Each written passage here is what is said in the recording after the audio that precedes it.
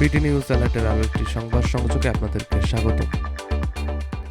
মারা গেছেন খামেনি, নিশ্চিত করল ইরানের রাষ্ট্রীয় গণমাধ্যম। ইসরায়েল যুক্তরাষ্ট্রের যৌথ হামলায় মারা গেছেন ইরানের সর্বোচ্চ ধর্মীয় নেতা আয়াতুল্লাহ আলী খামেনি। এর আগে বহুবার তার মৃত্যুর খবর ছড়ানো হলেও এবারের সংবাদ অনেকটাই নিশ্চিত। রোববার 1 মার্চ খামেনির মৃত্যুর খবর নিশ্চিত করেছে ইরানের রাষ্ট্রীয় গণমাধ্যম ফার্স নিউজ এজেন্সি ও তাসনিম নিউজ। খবর বিবিসির। প্রতিবেদন অনুযায়ী গতকাল গভীর রাতে এক ইসরায়েলি কর্মকর্তা দাবি করেছিলেন যুক্তরাষ্ট্র ও ইসরায়েলের হামলায় খামেনি মারা গেছেন এবং তার মরদেহ। এর আগে ইসরায়েলি সংবাদ মাধ্যম চ্যানেল 12 জানিয়েছে প্রধানমন্ত্রী বেনিয়ামিন নেতানিয়াহুকে খামেনির মরদেহের ছবি দেখানো হয়েছে। প্রতিবেদন অনুযায়ী শনিবার 28 ফেব্রুয়ারি সকালের দিকে খামেনির প্রাসাদ লক্ষ্য করে যখন হামলা চালায় ইসরায়েল ও যুক্তরাষ্ট্র, সেই হামলাতেই প্রাণ হারান তিনি।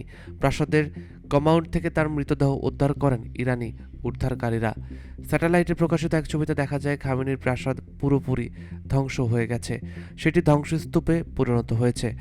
সকালে প্রথম দফা হামলাতেই খামেনি মারা গেলেও সারাদিন ধরে তার মৃত্যুর কথা অস্বীকার করেছে ইরান।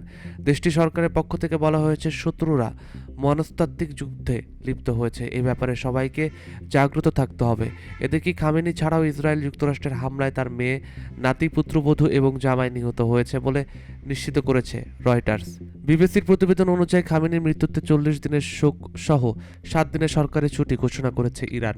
ইরানের রাষ্ট্রীয় টিভি নিউজ চ্যানেল IRINN খামেনির ছবি দেখিয়েছে, যার পটভূমিতে কুরআন তেলাওয়াত করা হচ্ছে আর যার উপরে বোমা কোণে একটি কালো ব্যানার দেখানো হচ্ছে। সেখানে উপস্থাপক পূর্বে ইরানের সুপ্রিম ন্যাশনাল সিকিউরিটি কাউন্সিল কর্তৃক আনুষ্ঠানিকভাবে খামেনির মৃত্যু নিশ্চিত করে একটি বিবৃতি পড়েন, যেখানে তার মৃত্যুর জন্য মার্কিন যুক্তরাষ্ট্র এবং ইসরায়েলকে দায়ী করা হয়।